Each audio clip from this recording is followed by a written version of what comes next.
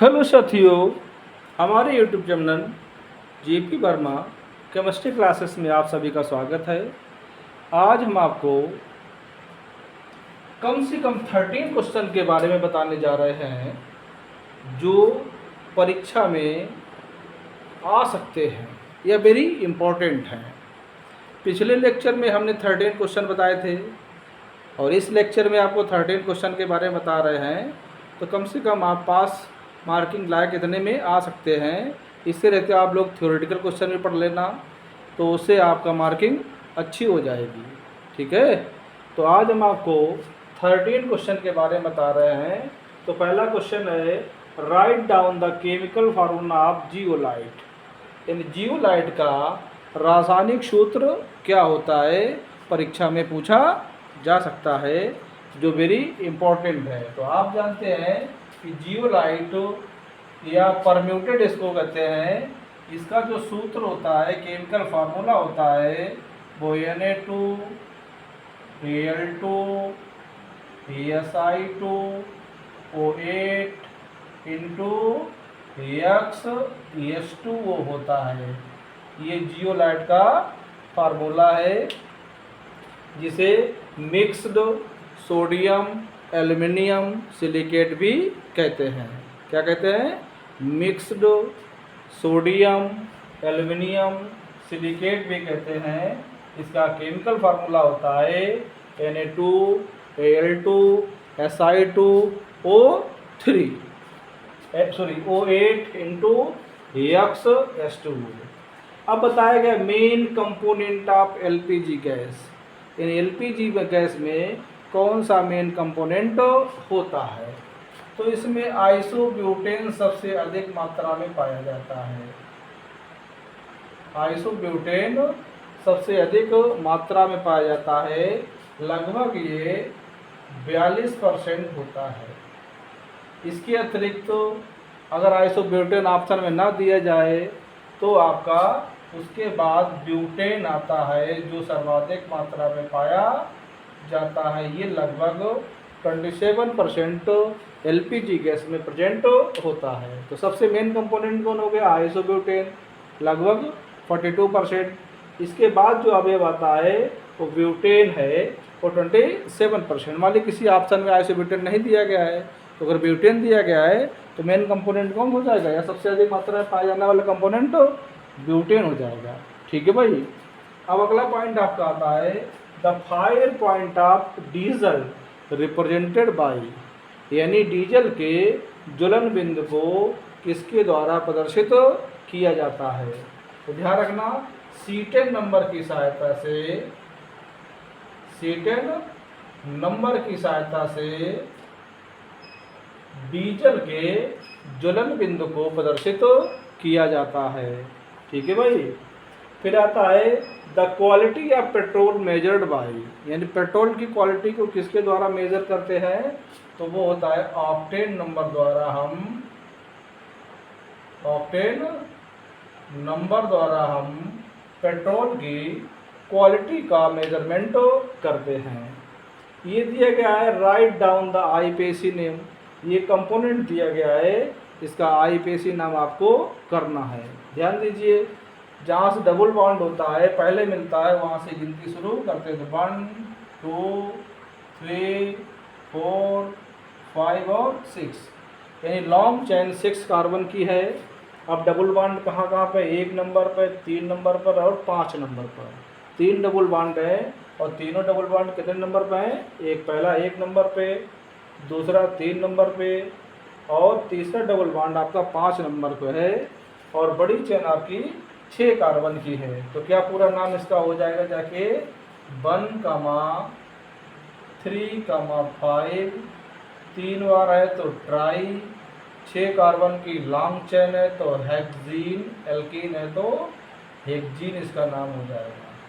1, 3, 5 try हेक्जीन इस compound का नाम हो जाएगा, क्योंकि जहाँ शुरू होता है वहाँ पर डबल बॉन्ड माना जाता है। तो 1 नंबर माना जाएगा, 3 नंबर माना जाएगा, और 5 नंबर पर डबल बॉन्ड माना जाएगा। 3 डबल बॉन्ड है तो ट्राई, और 6 कार्बन की चेन है, एल्कीन है तो हमने हेक्जीन इसका नाम कर दिया जाके।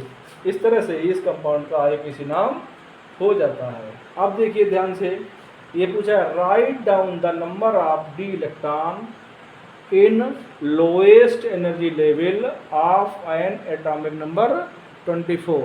यानी बताया गया है कि ऐसा एटम है जिसका एटॉमिक नंबर 24 है, उसके डी ऑर्बिटल में कितने इलेक्ट्रॉन होते हैं। तो देख लेना भाई, 24 का हम क्या करते हैं, इलेक्ट्रॉनिक कॉन्फ़िगरेशन करते हैं, तो आपका हम आराम से इसका निकाल सकते हैं कि डी ऑर्बिटल में कितने इलेक्ट्रॉन हो सकते हैं। तो देखिए 24 है, 24 का हम क्या करेंगे, इलेक्ट्रॉनिक कॉन्फ़िगरेशन करेंगे और पता लगाएं कि लोएस्ट एनर्जी लेवल में कितने इलेक्ट्रॉन प्रेजेंट हैं। देखिए ध्यान से, 1s2, 2s2, 2p6, 3s2, 3p6, 3d और 4s में हमें कंपेरिजन करना होगा कि कितने इलेक्ट्रॉन डी ऑर्बिटल में जाएंगे। तो यहाँ पर देखिए कितने इलेक्ट्रॉन जाना चाहिए, यहाँ पर 1 इलेक्ट्रॉन रहेगा और यहाँ पर 5 इलेक्ट्रॉन रहेगा।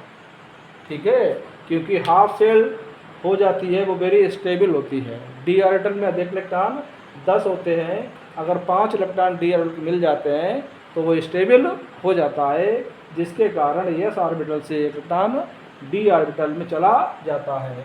अर्थात डी ऑर्बिटल में कितने इलेक्ट्रॉन है, 5 इलेक्ट्रॉन प्रेजेंट है। आंसर कितना हो जाएगा आपका, डी ऑर्बिटल में 5 इलेक्ट्रॉन हो सकते हैं जिनका एटॉमिक नंबर 24 होता है। इसका परीक्षा में इलेक्ट्रॉनिक कॉन्फ़िगरेशन पूछा जा सकता है कि 24 एलिमेंट है, उसका एटॉमिक नंबर है, उसका इलेक्ट्रॉनिक कॉन्फ़िगरेशन क्या होगा। तो बाहरी कक्षा जो 4s में 1 इलेक्ट्रॉन जाएगा, डी में 5 इलेक्ट्रॉन हो जाएंगे जाके, जिसके कारण ये हाफ फील्ड सेल हो जाएगी। और आप जानते हैं कि half field cell very stable होती है। ठीक है भाई, ये क्वेश्चन आपका हो गया जाके कि write down the number of D electron in lowest energy level of N atomic number 24। यानी 24 एटॉमिक नंबर वाले एलिमेंट के डी ऑर्बिटल में कितने इलेक्ट्रॉन होते हैं। आंसर कितना हो जाएगा, 5। ठीक है भाई, अगला पूछा गया है कि the electronic configuration is 1s2, 2s2, 2p6, 3s2। कितना इलेक्ट्रॉनिक कॉन्फ़िगरेशन है, 1s2। ये क्वेश्चन नंबर कौन सा आपका है, ये क्वेश्चन नंबर आपका 7वां है और पूछा गया है ये इलेक्ट्रॉनिक कॉन्फ़िगरेशन दिया गया है और आपसे पूछा गया है कि जिस किसी एलिमेंट का इलेक्ट्रॉनिक कॉन्फ़िगरेशन है 1s2, 2s2, 2p6, 3s2 है। तो क्या पूछा गया है कि आवर्त सारणी में इसका स्थान क्या होगा जाके।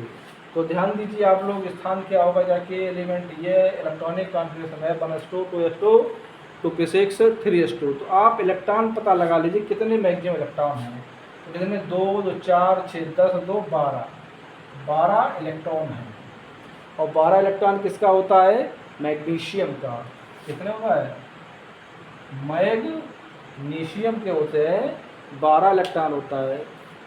ठीक है भाई, अब आपको पोजीशन पता करना है। ये पता लग गया कि मैग्नीशियम एलिमेंट है जिसका एटॉमिक नंबर 12 है। कैसे पता लगाया, इलेक्ट्रॉनिक कॉन्फ़िगरेशन की सहायता से हमने पता लगा लिया कि इसका एटॉमिक नंबर कितना है, 12 है। ठीक है भाई, अब हम क्या लगाएं, पोजीशन में क्या क्या पता लगाना होता है कि ब्लॉक कौन सा होगा, ग्रुप कौन सा होगा और पीरियड कौन सा होगा। 3 चीज़ों का पता लगाते हैं। अगर इलेक्ट्रॉनिक कॉन्स्टेंट दिया हो तो हम 3 चीज़ों का पता लगा सकते हैं, ब्लॉक, ग्रुप और पीरियड। तो ब्लॉक का पता कैसे लगाते हैं कि अंतिम इलेक्ट्रॉन जिस ऑर्बिटल में जाता है वह उसका ब्लॉक कहलाता है। तो अंतिम इलेक्ट्रॉन कहाँ जा रहा है, एस ऑर्बिटल में प्रवेश पाता है, इसलिए ये एस ब्लॉक एलिमेंट होगा। ठीक है भाई, अब बाहरी कक्षा में 2 इलेक्ट्रॉन बचते हैं। कितने हैं, 3s2। यानी बाहरी कक्षा में 2 इलेक्ट्रॉन है तो इसका ग्रुप सेकेंड ग्रुप हो जाएगा। कितना हो जाएगा, सेकेंड ग्रुप हो जाएगा। अब हम देखते हैं पीरियड कौन सा होगा। तो पहले पीरियड में क्या होता है आपका, हाइड्रोजन रखा हुआ, दूसरे में सोडियम बेरिलियम है। तो तीसरे ग्रुप में कौन सा हो जाएगा? मैग्नीशियम। तो ग्रुप इसका थर्ड पीरियड हो जाएगा, यानी पीरियड कौन सा हो जाएगा? थर्ड। तो ब्लॉक एस ब्लॉक हो गया, ग्रुप सेकंड ग्रुप हो गया, और पीरियड कौन सा होगा जाके? थर्ड पीरियड, यानी आवर्त थर्ड है और ग्रुप कितना है? सेकेंड है। ब्लॉक कितना है? एस ब्लॉक है। तो इलेक्ट्रॉनिक कॉन्फ़िगरेशन सहायता से हमने आवर्त सारणी में इसकी पोजीशन का पता लगा लिया है। अब देखिए पॉइंट आता है, अब क्वेश्चन नंबर 8 है। 8 में क्या पूछा गया आप शांति से देख लीजिए और इसका आंसर ढूंढने का प्रयास करते हैं। तो क्वेश्चन दिया गया है कि ऑक्सीजन मॉलिक्यूल पैरामैग्नेटिक होता है, एक्सप्लेन कीजिए। यानी ऑक्सीजन मॉलिक्यूल पैरामैग्नेटिक होता है, एक्सप्लेन कीजिए। आप जानते हैं कि पैरामैग्नेटिक कौन से होते हैं? कि वे मॉलिक्यूल जिनमें एक या एक से अधिक अनपेयर्ड इलेक्ट्रॉन प्रेजेंट होता है, ऐसे मॉलिक्यूल पैरामैग्नेटिक होते हैं। तो O2 मॉलिक्यूल पैरामैग्नेटिक है, इसका मतलब होगा जाके कि इसमें कम से कम एक या दो अनपेयर्ड इलेक्ट्रॉन होते हैं। तो ध्यान रखना, ऑक्सीजन मॉलिक्यूल में कितने? 2 अनपेयर्ड इलेक्ट्रॉन होते हैं। कितने? 2 अनपेयर्ड इलेक्ट्रॉन होते हैं, जिससे ज्ञात होता है कि O2 मॉलिक्यूल पैरामैग्नेटिक होता है। अब ये 2 अनपेयर्ड इलेक्ट्रॉन कैसे निकालते हैं? या तो आप मॉलिक्यूलर ऑर्बिटल कॉन्फ़िगरेशन से निकाल लीजिए, या आप एनर्जी लेवल डायग्राम की सहायता से भी इसको हम ज्ञात कर सकते हैं। ठीक है भाई, किसके द्वारा? अणुकक्षक विन्यास द्वारा हम अनपेयर्ड इलेक्ट्रॉन ज्ञात कर सकते हैं, या मॉलिक्यूलर एनर्जी लेवल डायग्राम की सहायता से ज्ञात कर सकते हैं कि O2 मॉलिक्यूल में 2 अनपेयर्ड इलेक्ट्रॉन होते हैं, जिसके कारण ये पैरामैग्नेटिक होता है। अब देखिए 9वां क्वेश्चन दिया गया है कि पॉलीमराइजेशन ऑफ टेट्राफ्लोरोएथिलीन। अगर टेट्राफ्लोरोएथिलीन का हम पॉलीमराइजेशन करते हैं तो कौन क्या प्राप्त होगा जाके?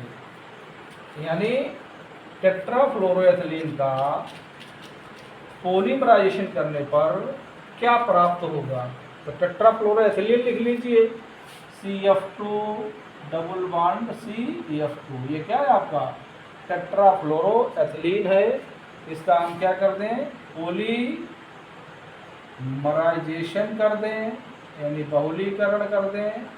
N मॉलिक्यूल लीजिए, डबल बॉन्ड टूट जाएगा, CF2 और CF2, एक बॉन्ड यहाँ खुलेगा, एक बॉन्ड यहाँ खुलेगा, इसका होल N हो जाएगा। क्या बन जाएगा?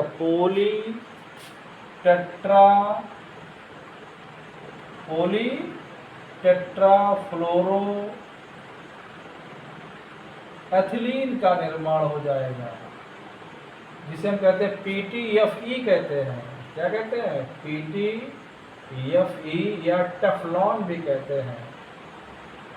तो अगर टेट्राफ्लोरोएथिलीन का हम पॉलीमराइजेशन करते हैं तो टेफ्लॉन या पॉलीटेट्राफ्लोरोएथिलीन का निर्माण होता है। यानी अगर इस तरह से पलट करके पूछ दिया जाए आपसे कि पॉलीटेट्राफ्लोरोएथिलीन का मोनोमर क्या होता है, तो मोनोमर क्या हो जाएगा? ये टेट्राफ्लोरोएथिलीन जो है मोनोमर्स है, जिसका हम पॉलीमराइजेशन करेंगे तो क्या बन जाएगा? PTFE मिल जाएगा, जिसे हम टेफ्लॉन भी कहते हैं।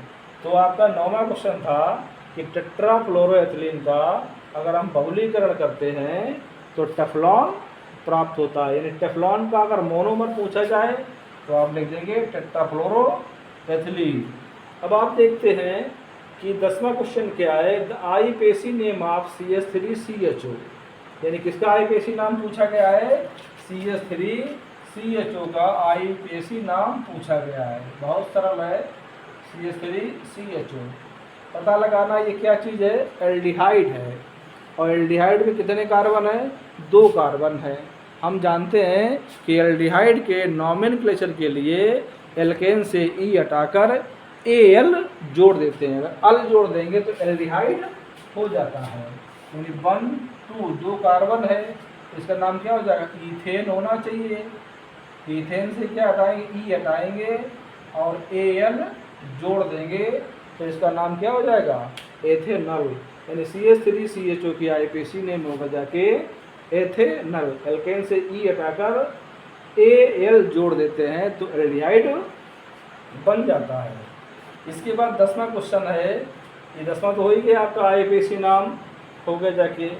11th question, the chemical formula of rust, यानी रस्ट का रासायनिक सूत्र क्या होता है। तो रस्ट क्या होता है, फेरिक ऑक्साइड होता है, यानी हाइड्रेटेड फेरिक ऑक्साइड होता है, यानी Fe2O3, या इसको आयरन ऑक्साइड भी कह सकते हैं, या तो आप फेरिक ऑक्साइड कह दीजिए या आयरन ऑक्साइड भी कह सकते हैं। तो ये रस्ट का केमिकल फार्मूला होता है, हाइड्रेटेड होता है, यानी इसको इस तरह से भी लिख सकते हैं Fe2O3 इंटू X H2O लिख देंगे तब भी सही माना जाएगा। अगर Fe2O3 लिख देंगे तब भी इसका नाम सही माना जाएगा। ठीक है भाई। इसके बाद आता है कि IPAC नाम दिया गया है, इनके IPAC नाम क्या होंगे, हो सकता है परीक्षा में यही पूछ दे, तो वेरी इंपॉर्टेंट नेम है।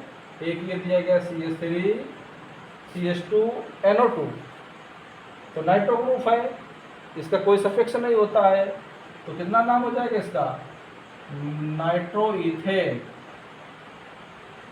एल्केन है, NO2 ग्रुप जुड़ा हुआ है, तो नाइट्रो इथेन हो जाएगा।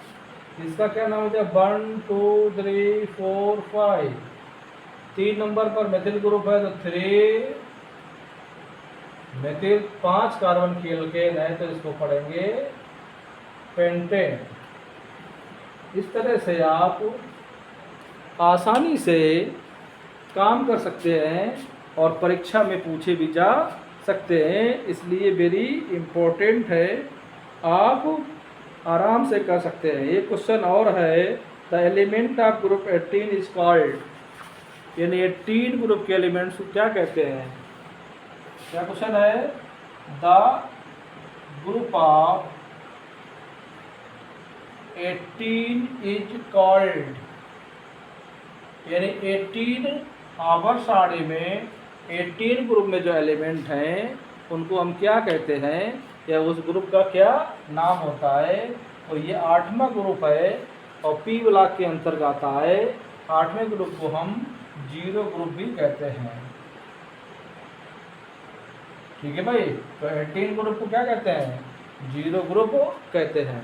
तो इस तरह से वेरी इंपॉर्टेंट क्वेश्चन है, आप परीक्षा देने जा रहे हैं, आगे पेपर आपका बैक पेपर लगा हुआ है, या आगे जो बच्चे आएंगे वो रेगुलर पेपर देंगे जाके, उन सभी के लिए ये क्वेश्चन वेरी इम्पॉर्टेंट है। तो इनको याद करिए और मनन करिए, परीक्षा में सही करके आइए, अच्छे नंबरों से पास हो जाइए। ठीक है, और वीडियो अगर हमारी अच्छी लगा करे तो उसको शेयर भी कर दिया करो, दूसरों के काम आ जाए, और लाइक करेंगे तो हमें फ़ायदा हो जाएगा, अच्छा लगेगा कि हमारा वीडियो आप लगातार देख रहे हैं, तो पूरा वीडियो देखा करो। ठीक है भाई, ओके, थैंक यू।